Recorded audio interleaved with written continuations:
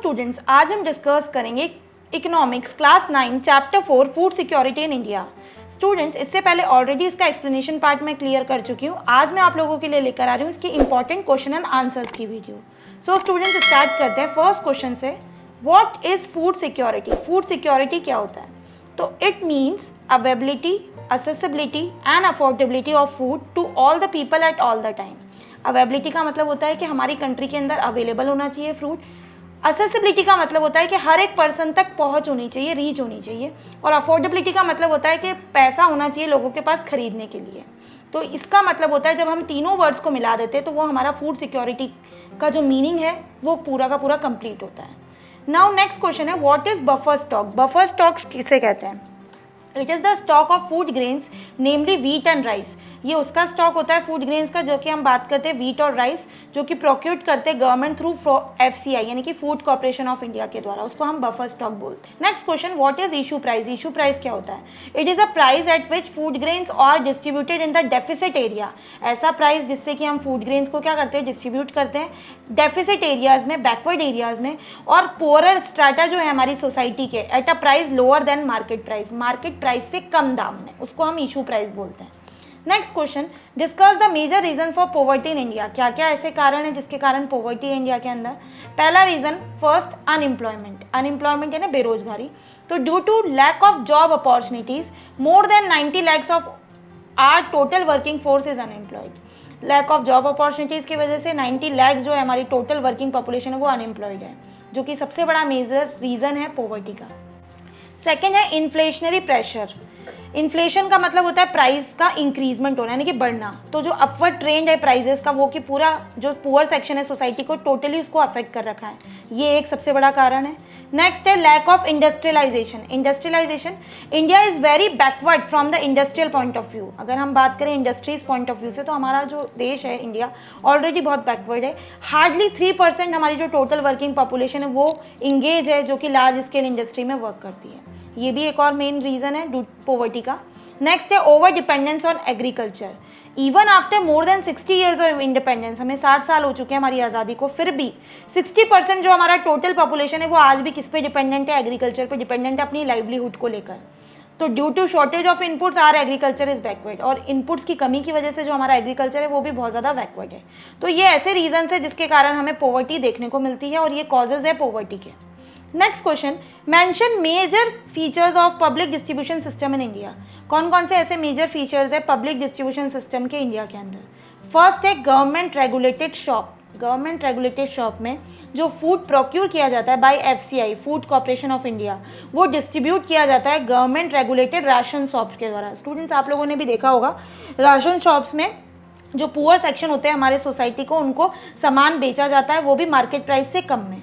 And this is called the PDS system. इसको हम public distribution system बोलते हैं। और राशन शॉप्स आर जो भी present are now present in most localities में, विलेजेस में, टाउन्स में और सिटीज़ में। And there are about 5.5 lakh ration shops all over the country हमारे यहाँ अवेलेबल है। Second, food at lower cost. अब ration shop also known as fair price shop. Ration shop को हम फेयर प्राइस शॉप भी कहते हैं, जो कि स्टॉक रखते हैं फूड ग्रेन्स का, शुगर का, कैरोसिन ऑयल का for cooking. And these item are sold to people at a price lower than the market price. ये सारी चीज़ें राशन शॉप्स में दी जाती है और वो भी प्राइस कम दाम में दी जाती है मार्केट प्राइस से।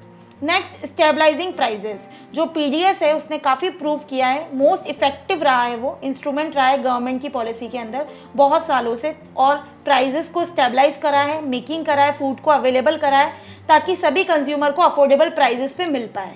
And it has been instrumental in averting wide spread hunger and famine by supplying food from surplus region of the country to the deficit one. और वैसे रीजन्स में जहाँ पर सरप्लस क्वांटिटी में अवेलेबल है और deficit areas जहाँ पर अवेलेबल नहीं है वहाँ तक पहुँचाना। तो काफ़ी हद तक ये सारे फीचर्स है PDS सिस्टम के जो कि इंडिया के अंदर हेल्प करते हैं। नेक्स्ट है इंक्रीज इन फूड प्रोडक्शन। जो सिस्टम है उसके अंदर मिनिमम सपोर्ट प्राइस का क्राइटेरिया रखा गया है। And procurement has contributed to an increase in food grain production and provided income security to farmers in certain region. बहुत सारे रीजन्स में इनकम सिक्योरिटी जो है वो भी फार्मर्स को प्रोवाइड करता है through PDS। Now next question, distinguish between chronic and seasonal hunger. Chronic hunger और सीजनल हंगर दोनों में क्या डिफरेंस है? सबसे फर्स्ट हम बात करेंगे क्रोनिक हंगर के बारे में। तो chronic hunger is a consequence of diets persistently inadequate in terms of quantity and quality. Chronic hunger एक इस तरीके की डाइट बोलते हैं जिसमें इनएडुकेट होता है, मतलब सफिशिएंट अमाउंट में नहीं मिल पाता, ना तो क्वांटिटी वाइज ना क्वालिटी वाइज, उसको हम क्रोनिक हंगर बोलते हैं। सीजनल हंगर देखा जाता है, it is related to cycles of food growing and harvesting. Food growing के टाइम और हार्वेस्टिंग के टाइम हमें देखने को मिलती है ये सिचुएशन। पुअर पीपल सफ़र करते हैं क्रोनिक हंगर से because of their very low income, क्योंकि उनकी इनकम बहुत कम होती है और उसके साथ साथ inability to buy food even for survival, मतलब खुद के ज़रूरतों के लिए भी नहीं खरीद पाते हैं। और ये बहुत ज़्यादा हमें प्रिवलेंट देखने को मिलती है रूरल एरियाज़ में बिकॉज ऑफ सीजनल नेचर होता है एग्रीकल्चर एक्टिविटीज़ का, और अर्बन एरियाज़ में कुछ कैजुअल लेबर्स के साथ हमें देखने को मिलती है at the time of rainy season हमें देखने को देखा जाता है। सो ये दोनों डिफरेंस है आपके में, अगर एग्जाम में क्वेश्चन पुटअप होता है तो आप ये दोनों डिफरेंस के पॉइंट एक्सप्लेन करेंगे। नेक्स्ट क्वेश्चन है define green revolution. Green revolution क्या था? तो it refers to large increase in agriculture production. Green revolution का मतलब होता है लार्ज इंक्रीजमेंट होना एग्रीकल्चर प्रोडक्शन के अंदर, और किसका इस्तेमाल करके? High yielding variety of seeds का इस्तेमाल करके और कुछ इनपुट्स का, जैसे कि मैन्योर का, फर्टिलाइजर्स का और पेस्टिसाइड्स का, इन सब का इस्तेमाल करके अपनी प्रोडक्शन को बढ़ाना, इसको हम ग्रीन रेवोल्यूशन कहते हैं। Next question, what is minimum support price? Minimum support price क्या होता है?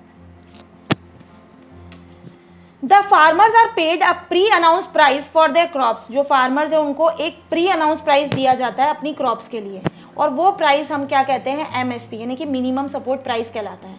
तो जो एमएसपी है वो before the sowing season to provide incentives to the farmer for raising the production of these crops declare by the government every year. हर साल government इसको डिक्लेयर करती है कि मिनिमम सपोर्ट प्राइस इतना तो फार्मर्स को मिलेगा ही मिलेगा। नेक्स्ट है what are the functions of the FCI? Food corporation of India के क्या फंक्शन है? कोई से भी दो बताइए। तो first function, to make the food grains available to poor at reasonable price. Poor को अवेलेबल कराएं वो भी एक रीजनेबल प्राइस में, और मेंटेन करे प्राइस की स्टेबिलिटी जो भी है फूड ग्रेन्स की उसको। ये दोनों फंक्शंस हमारा फूड कॉर्पोरेशन ऑफ इंडिया करता है। Next question, name the place a poor person should go to purchase essential goods at a reasonable rates. ऐसा कौन सी जगह है जहाँ की पुअर पर्सन को जाना चाहिए जो भी एसेंशियल गुड्स है उसको खरीदने के लिए? तो इसका आंसर है फेयर प्राइस शॉप्स, यानी कि जो राशन शॉप्स हैं। सो ऑल ओवर स्टूडेंट्स, इस चैप्टर के जितने इंपॉर्टेंट क्वेश्चंस हो सकते थे वो मैंने इस वीडियो में कवर कर लिए।